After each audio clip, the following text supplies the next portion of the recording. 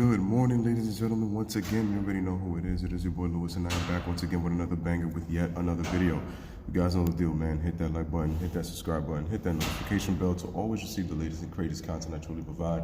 I truly appreciate you guys for always taking the time. My videos at the very end of the video. Make sure to watch, share this video. It'll only help the channel grow. Truly appreciate it. Hope everybody's having a wonderful morning. So, as you all know, last night, LeBron James passed Michael Jordan on the all-time list in scoring. He moved fourth all-time. Now he is at 32,311 points. He entered the game with needing 13 points to surpass him, and he was able to get it done. So once again, congratulations to LeBron James on passing Michael Jordan for being now being fourth all-time behind Kobe, Karl Malone, and Kareem Abdul-Jabbar. Funny, all of their names start with K. KKK. Cryptic? I don't know. That's just me just saying. But so, of course, Nick Wright over here decides to bash Michael Jordan on Twitter after LeBron passed MJ on the all-time list. And once again, this is FS1, so we're going to hear their thoughts, the annoying FS1, again, the 3-6 Mafia. And we're going to hear what they have to say about it. As always, they're going to talk about it, and I'm just going to put my input and see my thoughts and analyze the situation. So without further ado, let's get started. First things first, I'm Jen Wolf. That's the Hall of Famer Chris Carter. That is Nick Wright. We have a great show for you today. I'm waiting to watch LeBron do a couple things in that second. I ain't gonna lie. Okay, well, no. That's why I'm exhausted. AB could be dealt any minute now. Kevin Durant, he's got one foot out the door. But as we mentioned, we're starting with a big number. That number is 32,311. Haven't started a show with that number before. LeBron James making history last night. Look at this. With a message. Thank you, MJ, on his shoes. Why? Because he passed his idol for fourth all-time on the NBA's scoring list. Now trailing just Kareem, Karl, and Kobe. LeBron said this ranks up there with winning a championship. Emotional tribute to him during the game. Nice from both. You know what's really sad, folks? He passed MJ, and once again, I said it's a heck of an accomplishment. But what did he do? Like I said, I was going to predict what was going to happen. The Lakers end up losing the game 115-99 to the Nuggets, who are now within one game of the Golden State Warriors for the #1 seed. And LeBron thanks himself on Twitter like he did being top 10 all-time in scoring and assists. It was almost like if he didn't really care about the game. So he went on Instagram to congratulate himself. Just before the game, he was on Twitter saying that, wow, I can't believe I'm going to pass Mike. Wow, it's like, it's unreal, it's amazing. When you have to tell yourself constantly about what you're going to do when everybody pretty much knows it, because we all watch television and we see, especially for those sports fans who pay attention to like stats on what's about to happen, when ESPN or FS1 has to constantly remind us on the numbers, like we know what's about to happen.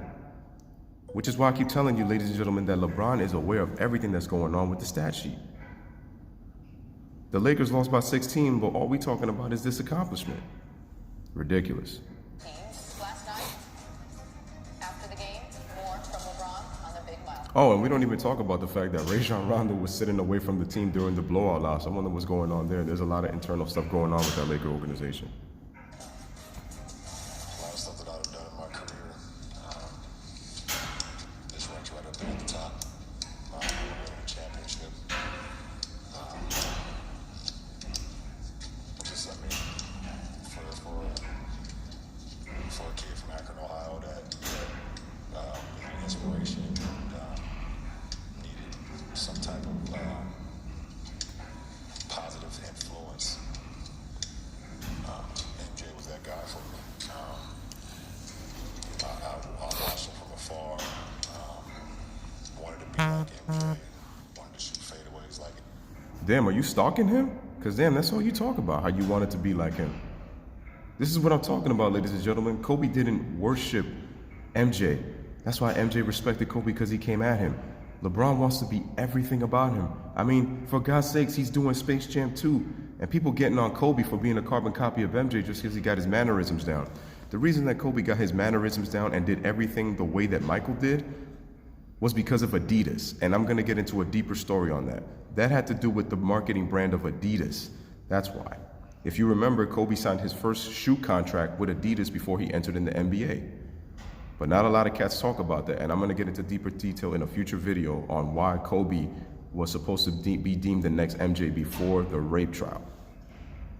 MJ, wanted to stick my tongue out on dunks like MJ. Oh, please. Wear my sneakers like MJ. This is blasphemy, man. I wanted kids to look up to me at some point like MJ, and You want kids to look up to you like MJ. Just 2 years ago, you were complaining about how much you gave to the game in 14 years, that you don't owe anything to owe anybody and that you have the right to rest. You were taking games off when you were in Cleveland. Now you come out here after you pass MJ and now you want to quote unquote act all humble, talking about, how I want kids to idolize me and I'm not going to sit out games because, there could be a kid that may not see me and get a chance to see me play. Come on, man. You are full of bullshit, my man. It's not that he's not a great player, man, but he just be saying the stupidest shit and contradicts himself on the constant. And people don't want to see the foolery that it is. it's just, it's crazy, to be honest. It's beyond crazy. Guys, we spent so much time this season talking about LeBron's legacy and what going to the Lakers does for it and the championships and all of it. But this particular accomplishment, CC, what does it mean for his legacy? Well, for LeBron, it's well earned. You're talking about a player too that doesn't want to be known as a scorer. Even in his interviews of late. Cut it out, Chris Carter. How can you tell me that he's not known as a scorer if he just passed MJ for 4th all-time in points? Enough with that stupid ass narrative. I'm gonna say it again. How could you be a past first player if you're 4th all-time in points in NBA history? Bullshit. I saw Brian Windhorst. He was doing some stuff. You mean Brian Fathorst? Yeah. Despises being known as a scorer. He wants to be known as a pass first, and you can hear that after the game. But it speaks to the great ability he has as a basketball player. Not only to score the basketball, but his ability to be able to stay healthy, his ability to be consistent, to play in the number of games that he's played in. The longevity is basically second to none. We could talk about Karl Malone, we could talk about Kareem and LeBron. That's just a rare group of guys that are going to be able to withstand the wear and tear. It's not something, when you look at LeBron James in his youth, in his first 4 or 5 years, say, man, will he be the all-time leading scorer one day in the NBA? He'd be like, there's no chance. Will he ever pass Michael Jordan as a scorer? There's no chance. Well, now, especially since LeBron's turned 30, and he's gotten into fitness and the eating, like that part's been at a different level. It's an amazing accomplishment. But if you want to be considered one of the best players in the world, Now that Chris mentions it, that's all we talk about, don't we? We constantly talk about how much LeBron spends on his body, $2 million a year to keep himself in fitness and all this kind of nonsense. Yeah, he continues to show you, what a fool that this guy just continues to present himself. Yo, this stuff, I gotta laugh. This is why I continuously keep the receipts when it comes to this guy, because they will just try to lie and never use context. They never use the eye test.